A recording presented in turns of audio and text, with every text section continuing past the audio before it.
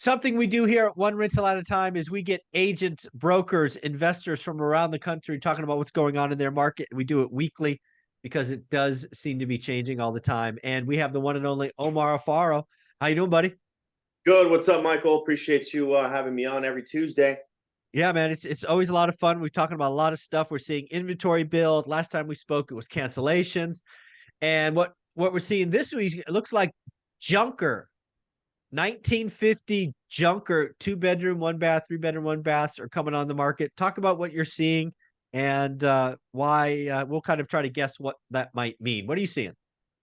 Yeah, well, this is crazy. I'm seeing that median home price increase, obviously from that drop of 370, 360. This last 3-4 months, and then it starts shooting up again. And now I'm seeing the piece of crap houses that are built in the 50s, 1,200 square feet, 1,100 square feet, 1 bathroom, still sell for mid 300s, which I don't even get when it's like 30 or 40 grand over the Zestimate. And not saying that Zillow's correct on the valuation, which they're hot and cold, but $350,000 for a 3-bedroom, 1-bath house that's built in the 50s with evaporative swamp cooler on the roof. It's like, come on. So when you start seeing this reminds me, honestly, this reminds me a lot of 2007.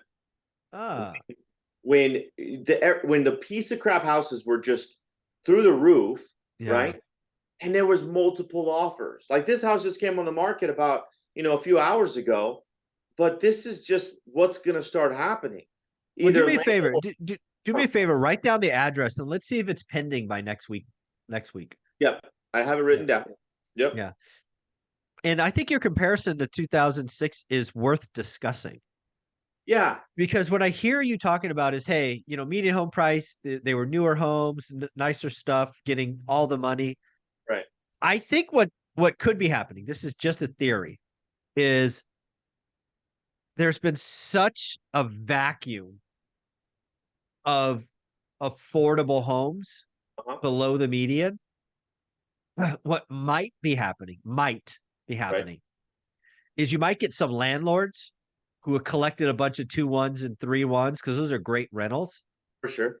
And what they might be doing is they might be kicking out the tenants, listing it as is, and you could tell based on the pictures, or kicking out the tenants, fixing it up, and selling it. Because what is happening in a lot of markets is there's nothing for FHA buyers to buy, nothing for VA buyers to buy. Right. So if it gets so hot, even the junkers will start selling for all the money. Could that be happening? It could be. Yeah. I mean, $265 a square foot for a piece. Yeah. I mean, I don't know. I don't want to say that we're going to get to, $280, $300 a square foot, but I mean, obviously 1,000 square feet, if it's done nice, you're getting $300 a square foot. You're selling that property for $300K. Yeah. So this could just be like, this could be the blow off top, right? You know what? Okay. Sorry. Go ahead. But no, I was just going to say, it makes sense to me. Builders can't build for less. Right. The older homes, they could be sold for that are junk, there's nothing coming because the move up buyer's not leaving. So who are you left with? You're left with landlords who collected a bunch of properties over the last 20 years who are maybe tired, and they're like, hey, I'm going to try to sell at the peak. I'm going to try to sell and get all the money. And again, if it doesn't sell, they just take it off the market, stick a tenant back in. They're good to go. Right. They're definitely not refinancing. No. No. And that's the other thing too. It's like, okay, if we're seeing, bless you. If we're seeing this trend right now of, the smaller houses get more money, obviously that's always been industry standard, right? The lower the square footage, the higher price per square foot. That's a given across all industries. Well, all cities, I should say. But at the same time, in our area, it's like, there's nothing available. A 3-1 for 1,300 square feet. That's not even conforming. I mean, it's a 1-bathroom. Yeah. But you're right. There's gonna be a lot of landlords that are gonna be selling these properties for obviously top dollar because there's nothing else there, dude. There's nothing available. So, kudos to him. Shit, I want to sell some of my I have a ton of 3 1s, 2 1s, 2 2s, 3 2s. It's like, Yeah. but again, we talk about this we talked about this a few episodes or a few weeks ago, that it's the money that you use that's in the property. Like, if your out of pocket expense on this $345,000 house might be that he bought it for $70,000-$80,000 a long time ago. Well, you know what? You have the address there, right? Yeah, and I pulled it up right now. So check this Well, out. Yeah, he bought it yeah, I for was just gonna say. $90,000 in 2015. $90,000. So that means all of his other money, $250,000, right? Yeah. All it $250,000 is available for him Equity. Yeah, so this is what I think is happening. I predicted this and talked about a year ago. Where we're going to get to this is below the median. The move up buyer is broken. The Fed broke housing. The only way you're going to get inventory is death, divorce, job transfer, or you're going to get landlords that are like, dude, there's nothing available. You're telling me I can get an extra $50K for my piece of junk? Let's go. Let's kick the tenant out and let's sell it, because they're asking what, 345 today? Do you think it like last year's like 295 or 275? Yeah, easy, 275. Yeah. And this is what happens when there's nothing available, right? If that property can pass FHA inspection, it'll sell. It'll sell. There's nothing available. Yeah, you know what? It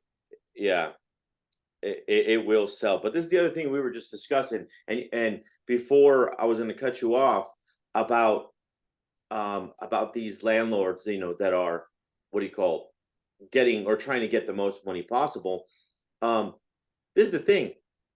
If they do sell, they're going to grab that money in 1031 it somewhere else, or potentially they're just going to keep it. I mean, because yeah, they're gonna stack cash and wait on the sidelines. Maybe, you don't know. Yeah, it's crazy. It's crazy. Yeah. So again, I'm gonna wild ass guess that is a landlord, right? They bought it cheap. They've been renting. They've been cash flowing. They're like, hey, there's nothing available. Let me go get max dollar for my little junky home from 1952. And I can't blame them. I mean, that's not a bad play, I guess. That's what all of us what do you call it, will do, obviously. You know? But yeah, so with this being said, this triggers something else for me. Yep. Now, correct me if I'm wrong. If we are in a 6.5%, 7% type of industry right now for loans, right? Yep. Do you feel, because I feel that in the next, I don't know, 18, 24 months, we are going to see some different type of loans to be able to go get you qualified?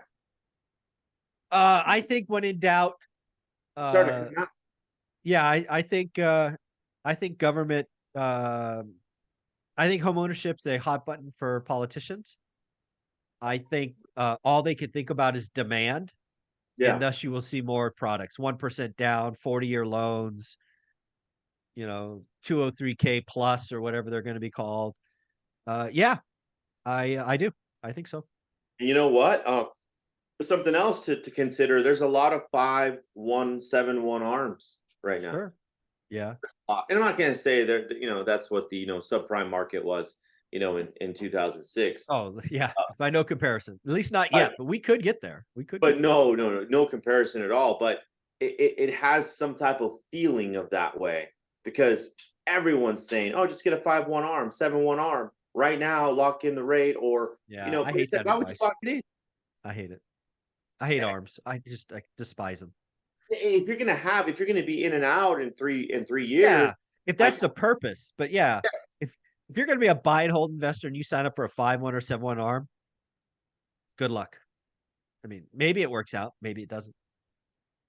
Right, because even still, right now, my long-term DSCR loans are the 3-2-1 buy down, right? Or but they're fixed 3-2-1 step down. Yeah. Yeah, step down. Yeah, and they're fixed though.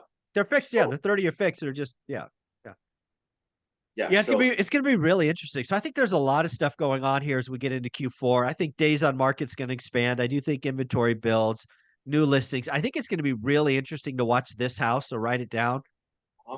Because if landlords are selling, like if they're selling junk, the 3 1s, the 2 1s, that could be a sign. That could be a sign. Yeah. Yeah, it's all good. You know, it is a sign, but we'll just, you know, we will go through the process and see what happens. Well, let's be clear. It's not maybe not even a negative sign. It could be seen as a positive sign because again, if the 3 1s are going to get 345, what does that mean a 3 2 should get? 390, 405? Yeah. I mean, you know, a 3 1 getting all the money probably makes your 3 2 4 2 is worth a hell of a lot more. You know what? If this house sold for 345K, which it may, I have a 3 2 that I just bought right now for 290, and it comes with an extra dirt or extra piece of, you know, Land. property Yeah. that I'm gonna sell my 3 2 for exactly this 349.9 And keep the lot. and then keep the lot or flip the lot and make $100,000. Easy peasy. Easy peasy. That's crazy, but you know, Yeah, we'll watch it. We'll watch it. Again, who knows? This could be wish pricing, and nothing happens. But we'll know in a week or so. Omar, Exactly. if somebody want to buy or sell in the high desert or join your team, how would they do that? Guys, follow me on IG at Invest with Omar or omaralfaro.com, which is the website. Thank you, buddy.